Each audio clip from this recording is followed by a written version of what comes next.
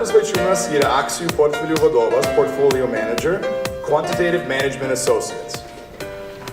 Jo pareigos įskaito makroekonominį, rinkos įvertinimą ir kiekybinį tyrinėjimą.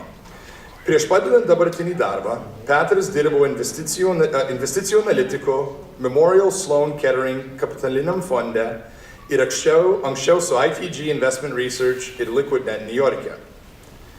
Petras yra aktyviai dalyvavęs įvairiose lietuviškose organizacijose, įskaitant Hamiltono Lietuvių jaunimo sąjungos steigėjų, Kanados Lietuvių jaunimo sąjungos vicepirmininku, Pasaulio Lietuvių jaunimo sąjungos iždininku. Petras įsigijo verslo bakalaurą University of Toronto ir verslo administracijos magistrą McMaster University DeGroote School of Business. Petras taip pat turi Chartered Financial Analyst pažymėjimą ir šiandien mums kalbės apie Volstryto, aišku, Geležinį Vilką, svajonės ir realybės apie dabartinį finansinį klimatą. Kviečiu Petrą Vaičiūną.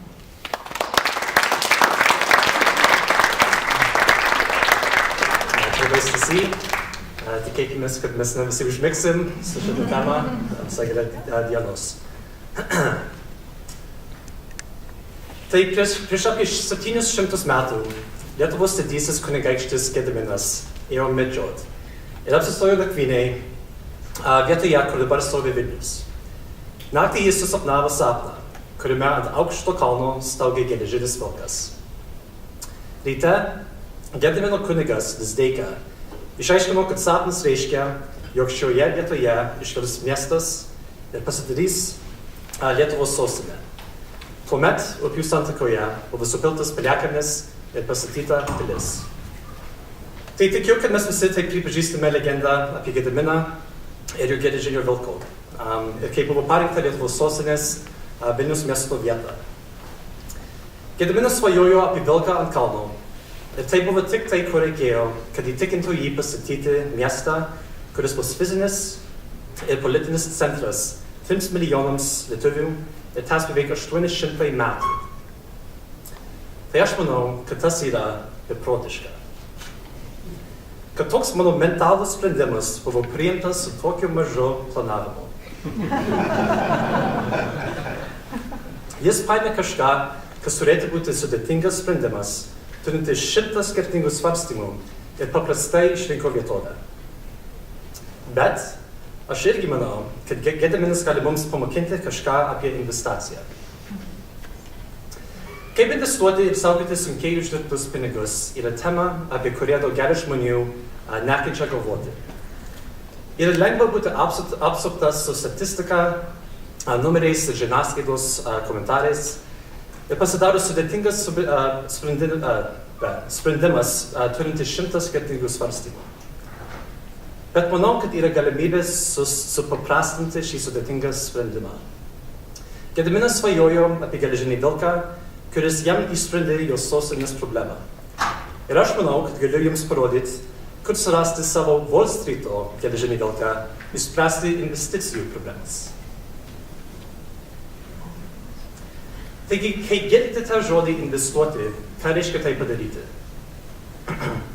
Tai labai plati sąvoka ir apima daugybę skirtingų temų, apie kurias dažnai kalbame naujienose.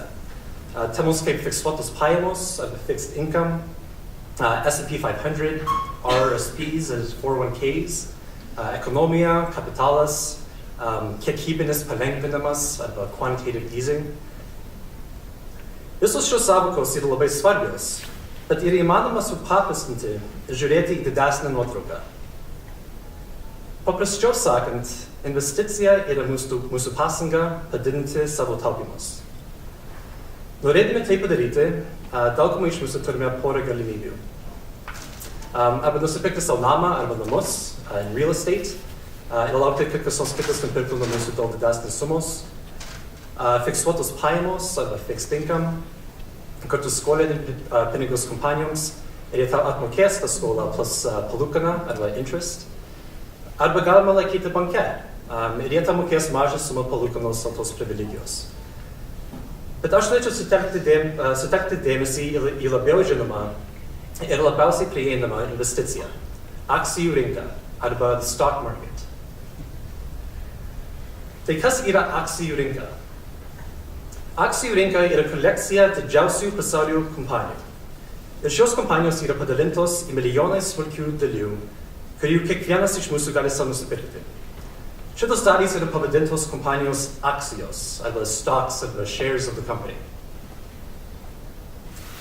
Kai perkate akciją kompanijos, jūs pasidarote biznierius ir savininkas tos kompanijos. Labai tikėtina, kad visi čia, kur turite pensijos sąskaitą, yra teisėtas savininkas tokių kompanijų kaip Apple ir Google ir Tesla. Nors yra labai maža dalis, bet jūs dar vis esate tiesioginiai teisę turite tiesioginį teisę balsuoti, kaip jie vykdo savo verslo reikalus ir uždirbite savo dalį tos kompanijos pelno arba profits. Taigi, kai mes kalbame apie visą akcijų rinką arba this stock market, yra kolekcija visų šitų kompanijų proporcinga jų vertės. Tai ką investicijų profesionalai daro? Investicijų profesionalams skirtas tikslas yra surasti mažą saują kompanijų tarp visų šitų dalyvių rinkoje, kurie jų nuomonei pasidarys vertingiausios. Aš šitus profesionalus dabar pavadinsiu specialistus, bet jie yra stock pickers angliškai. Tai šitie specialistai, jie ieško kompanijų, kurios parduodamos pigiai, arba kompanijų, kurios yra labai kilmingos, arba kompanijų, kurios galvoja greitai augs ateityje. Ir su šiomis kompanijoms jis sudaro labai koncentruotą paketą arba portfolio.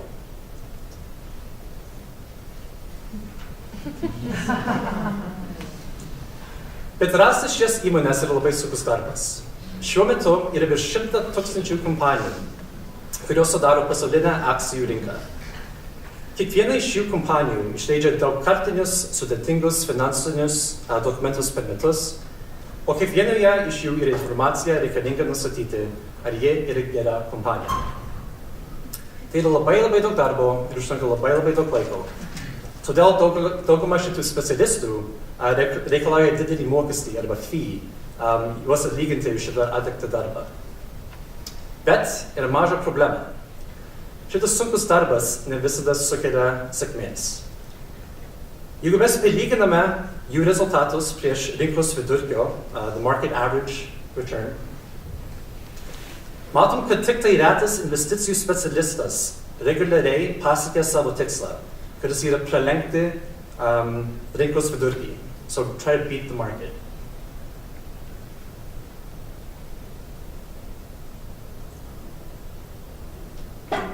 Ir kai pažiūrime į specialistų vidurkį, jų average, ir tada nuimam jų mokesčius arba jų fees nuo jų rezultatų, matom, kad galų gale specialistai on average nepralenkia rinkos rezultatus. Bet irgi šiuo metu yra ir kitų profesionalų, kurie kreipia dėmesį į kiekybinius metodus arba quantitative approaches arba methods. Aš šitus profesionalus pavadinsiu kvantus arba quants. Tai kompiuteriai leidžia greitai apdoroti labai daug informacijos.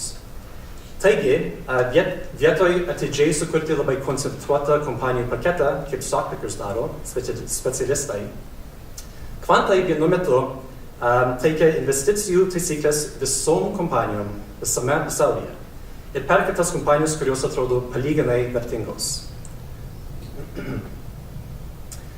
Jų tikslas yra padaryti labai daug investicijų sprendimų ir tikėti, kad balansas sprendimų bus pelningi.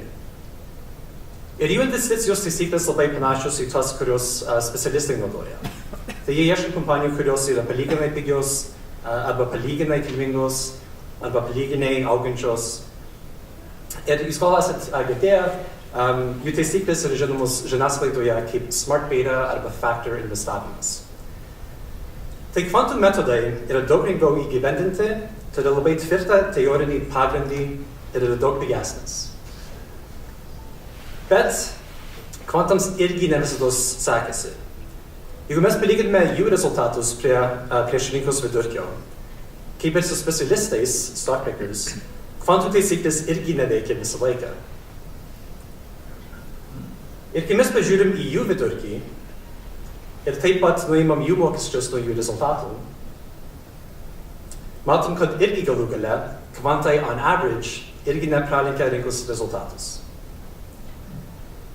Tai iš tikrųjų nėra sunku investuoti, kas yra sunku, yra pralenkti rinkos vidurkę, or try to beat the market.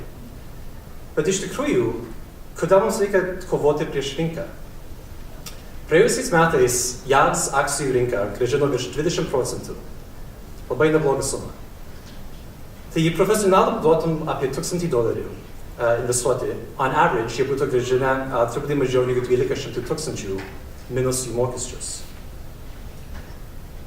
Vidutinis specialisto mokestis arba fee yra maždaug 1,25%. Tai būtume mokėję apie $12. Vidutinis kvantas būtų rinkęs mažiau, bet vis tiek mokestis būtų buvę apie 0,5% ir apie $5. O trečia galimybė yra nesamdyti ir niekam nemokėti. O tiesiog tik pats nusipirkti visą rinką.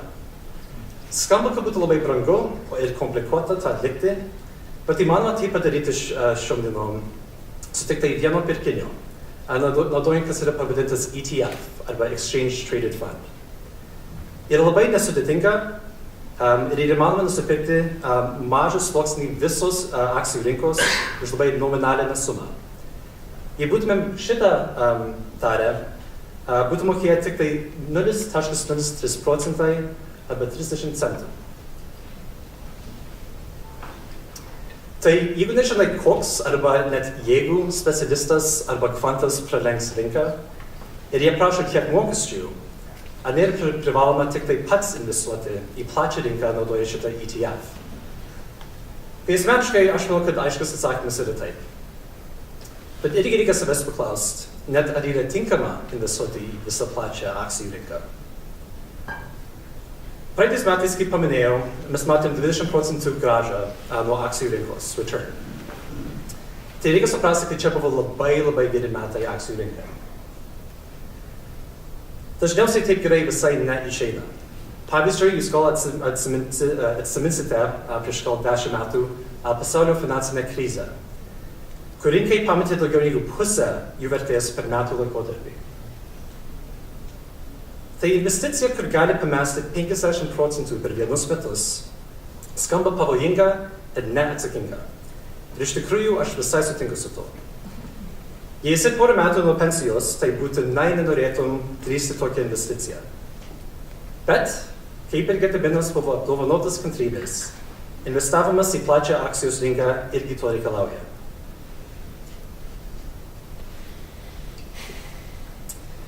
Jeigu mes žiūrim į 10 metų liedamo grąžą, so a 10-year rolling return, visos pasaulio rinkų, mes galime matyti, kad kantrybė yra labai kompensuota. Nesvarbu, jeigu mes esam Prancūzijoje, arba Švedijoje, arba Australijoje, arba Amerikoje, JAV, Japonijoje, arba Jungtinėje karalystėje. Yra labai retas atsitikimas, kad matom negatyvę grąžą, kai žiūrim į 10 metų langelius. Ir pastebėkit, kad Jungtinės karalystės istorija tęsia gal iki 1700 metų pradžia. Irgi palyginkim akcijų grąžą su kitų investicijų galimybių, kur aš anksčiau paminėjau pradžioje. Žiūrint į metinį vidutinį grąžą, so the average return, einant atgal virš 100 metų, mes matom, kad nupirktas namas Amerikoje grąžintų apie 3,4% į metus. Auksas grąžintų 4,5%. Fiksuotas pajamos arba fixed income grąžintų 5%. O investicija pasaulio rinkoje grąžintų virš 8%. Tai gal neskamba kaip dideli numeriai, bet tikėkite manim, kad per 100 metų skirtumas tarp 8,6 ir 5,0 yra milžiniškas. Jeigu būtum investavę $100, tik tai $100 į namus per šitą laikotarpį, būtum uždirbę apie $4,000. O jeigu į auksą, tai būtumėm uždirbę 3 kart daugiau, apie $12,000. O jei į fiksuotus pajamos, fixed income, tai beveik dvigubai tai, kad būtum buvę uždirbęs su aukso apie $20,000. O su pasaulio rinka visai nearti. Per tuos 100 metų būtum išdirbęs $800,000, apie 40 kart, ką būtum uždirbęs su fiksuotus pajamos.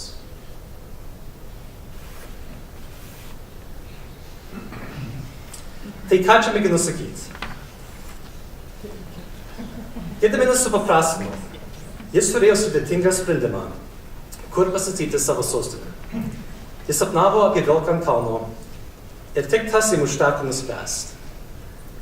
Galbūt būtų padėję išleisti savaičių ir pinigų ant inžinieriaus dokumentų, bet kartais tikrai neapsimoka pergalvoti, jeigu jau turi atsakymą, kuris, jeigu gal ne optimalus, bet patenkina tavo problemą. Tai jeigu mes esam Gediminas, mūsų sostinės vietovės problema yra kaip saugoti ir augti mūsų taupomis. Arba dėl pensijos, arba dėl kitų svarbių gyvenimo įvykių. Ir tik kaip Gediminas, aš manau, kad mes galime supaprastinti šitą problemą. Ir nebūti apsupti su žiniasklaidos komentarais arba 100 kitų svarstymų. Jei turite kantrybės ir laiko, tai Geležinis Vilkas yra paprastai investuoti į plačią pasaulinį akcijų rinką dėl mažiausio mokesčio naudojant tik tai vieną ETF. Tai sakau, kad būkim kaip Gediminas, sapnuokim ir klausykim į mūsų Geležinį Vilką, kuris duoda paprastą, atvirą ir suprantamą atsakymą mūsų sudėtingoms investicijų problemoms. Ačiū.